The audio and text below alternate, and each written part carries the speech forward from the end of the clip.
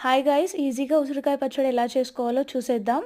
1 KG ఉసిరికాయలు wash చేసుకొని, క్లాత్‌తో తుడుచుకొని, ఘాట్లు పెట్టుకోవాలనమాట. ఆ ఉసిరికాయల్ని మనం ఆయిల్‌లో ఫ్రై చేసుకోవాలి. కొంచెం మంచిగా ఫ్రై అయిన తర్వాత మనం కొన్ని ఆవాలు అండ్ కొన్ని మెంతులు తీసి ఫ్రై చేసి దాన్ని పౌడర్ చేసుకోవాలనమాట.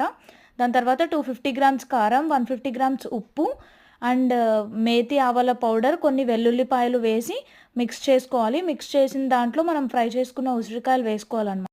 దాని తర్వాత మనము తాలింపు వేసుకోవాలనమాట. తాలింపుకి కొన్ని ఆయిల్‌లో ఎండుమిర్చి, వెల్లుల్లిపాయలు అండ్ కొంచెం పసుపు అండ్ ఇంగు పౌడర్ వేసుకొని ఈ తాలింపు పోపు వేసుకున్న పోపు చల్లారే వరకు ఉంచాలనమాట. చల్లారిన తర్వాత అదంతా ఇందులో వేసి కలుపుకోవాలి.